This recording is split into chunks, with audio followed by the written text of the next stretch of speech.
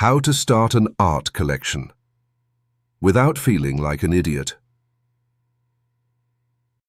The art world has an extraordinary gift for making simple things feel difficult. Buying a piece of art should be one of the most straightforward and pleasurable things a person can do. You see something, you love it, you decide whether you want to live with it, you buy it. And yet for most people, that first step feels oddly paralysing. You walk into a gallery and immediately feel as though you have missed a meeting.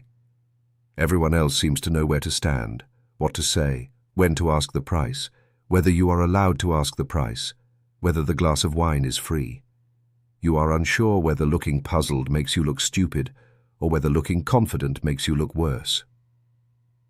This is one of the art world's less attractive achievements.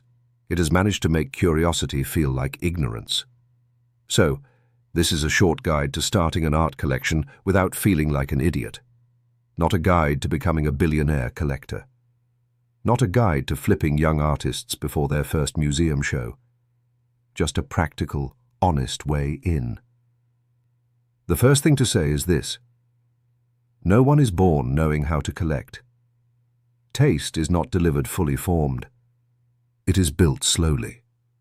Through looking, asking, noticing, getting things wrong and learning the difference between something that merely impresses you and something that stays with you.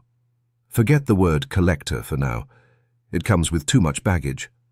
Private museums, climate-controlled storage, people in suits talking about Basquiat. A collection does not begin with a warehouse or a seat at a charity auction. It begins with one work, a small drawing, a print, a ceramic, a painting that costs less than a weekend break. The scale does not matter. What matters is the shift in thinking. When you stop seeing art as something that belongs elsewhere, in museums and other people's houses, and start thinking that perhaps one work might belong with you. That is a more radical step than it sounds, because buying art is not the same as buying decoration. Decoration fills a space. Art changes the room. It interrupts you. It may not match the sofa. It may actively disapprove of the sofa, which is often part of the pleasure. Before you think about buying, start by looking. This sounds obvious, but it is the foundation of everything. You cannot develop a real eye from a screen alone. Instagram is useful, gallery websites are useful, but screens flatten art. They turn scale, surface, weight and presence into content. A painting that looks fantastic online may die in the room. A work that looks like almost nothing on a phone may become extraordinary when you stand in front of it. So go and see things. Galleries, small spaces, artist-run spaces, graduate shows, open studios. Go to art fairs if you can bear them. But do not mistake the fair for the whole art world. It is only one part of it, and sometimes not the best part. At first, do not worry too much about whether you like something. That can be a surprisingly blunt question. Notice instead what you return to. Notice what annoys you in an interesting way. Notice what you are still thinking about later, on the train, or while making toast the next morning. That is often where taste begins, not with instant approval or what someone has told you is important, but with what hangs around. The next thing is very simple. Ask questions. The art world often behaves as if basic questions are embarrassing. They are not. If you don't know how something is made, ask. If you don't understand the price, ask. If you are unsure whether something is unique or editioned, ask. Can you tell me more about how this was made? Is it unique or editioned? Is the price framed or unframed? Is VAT included? Where does this piece sit within the artist's practice? These are not stupid questions. They are the questions sensible people ask before spending money. Good galleries and advisors should welcome curiosity. If someone makes you feel small for not knowing something, that is not a sign of your ignorance.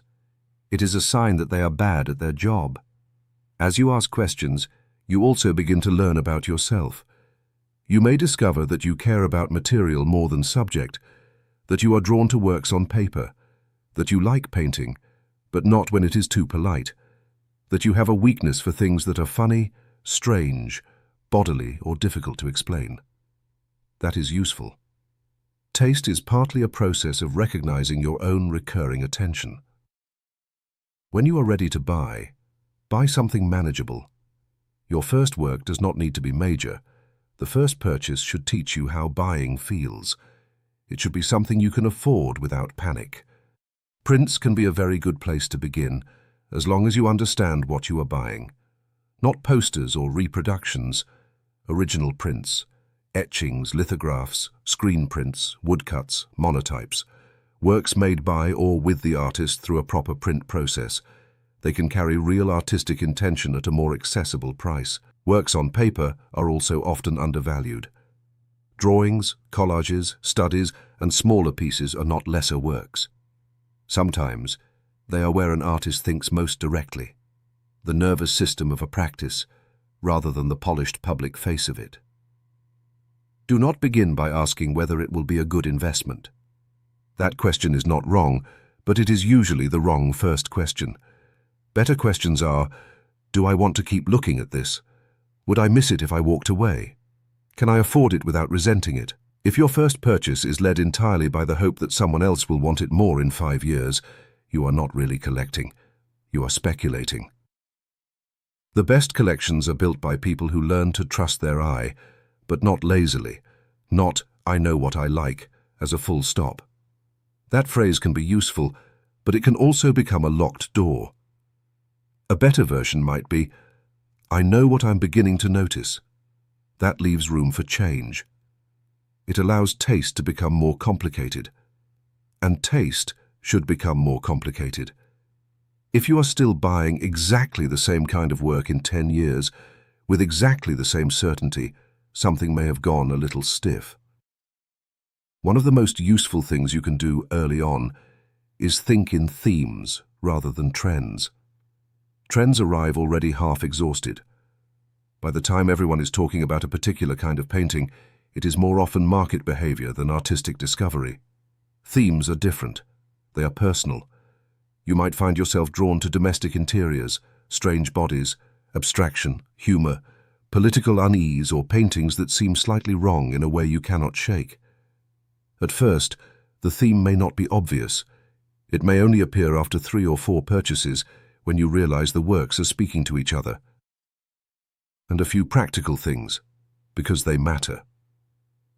When you buy a work, make sure you know what you are paying for. Is there VAT? Is shipping extra? Is there a certificate of authenticity? Is the work signed? If it is editioned, what is the edition number? Who is arranging delivery? A good gallery should make all of this plain, not foggy. And once you buy something, keep the records. The invoice, any certificate, useful emails, installation images, artist texts, press releases. Make a simple folder for each work. Future, you will be grateful for insurance, valuation, and resale, but also because those records become part of the history of what you have built. A collection is not just a group of objects. It is a trail of decisions. You are also allowed to make mistakes. You may buy something and later realize it no longer holds up. You may buy too quickly. You may overthink and lose the work. You may end up with a slightly embarrassing object in the hallway. That is part of it. Taste develops through decisions, not theory alone. Living with art is different from seeing it in a gallery. At home, a work has to survive ordinary time. Sitting there while you make coffee, ignore it for a week, and then suddenly see it again. That is when you learn whether it has presence. Do you need an advisor? Not always. Many people start without one, but a good advisor can help enormously. Not to impose taste, but to filter, contextualize, and protect you from expensive mediocrity.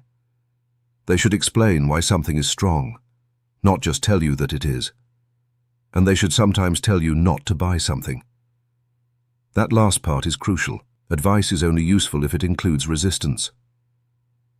At Blackbird Rook, the aim is to make collecting sharper, more human, and less intimidating. Whether you are buying your first proper work or adding to something already underway, the underlying question is usually the same. What is worth your attention, your wall, your money, and your time? For a much fuller guide, subscribe to Blackbird Rook on Substack for the Collector's Guide to Contemporary Art. Part 1 and Part 2, which cover the practical, psychological, and market realities of buying art in more depth, from galleries and editions to discounts, advisors, paperwork, prices and red flags.